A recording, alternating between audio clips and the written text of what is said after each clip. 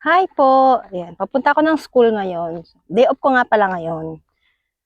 Pupunta ako ng school dahil merong meeting si Kuya Vil para sa Boy Scout.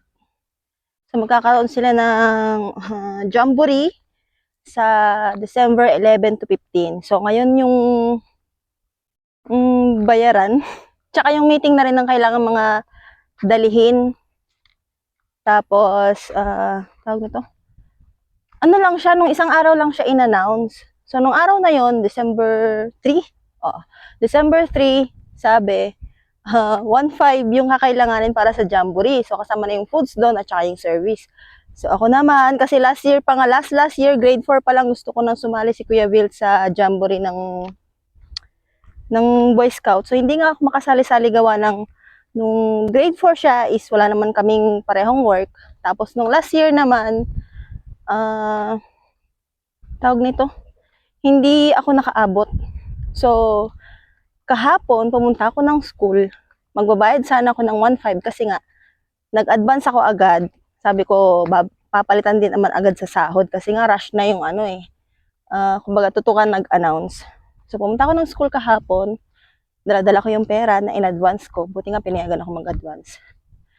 Hindi pala nagsabi ang kuya ko, nakasali siya sa jamboree.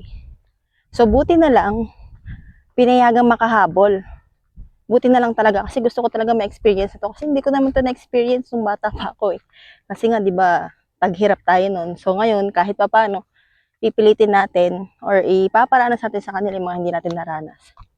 So ayun, ngayon nga buti nakahabol at attend nga ako ng meeting para doon. So kailangan ko na lang pag-ipunan bago mag-11 is yung tawag nito, mga dadalhin.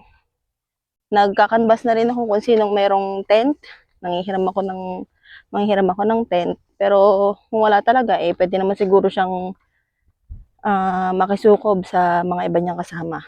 Pero mamaya malalaman ko kung ano yung mga iba pang ang kailanganin para kahit papano bago mag December 11 is maunti-unti ko na.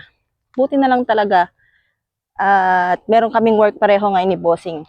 At kahit paano na ihabol si Kuya Vic.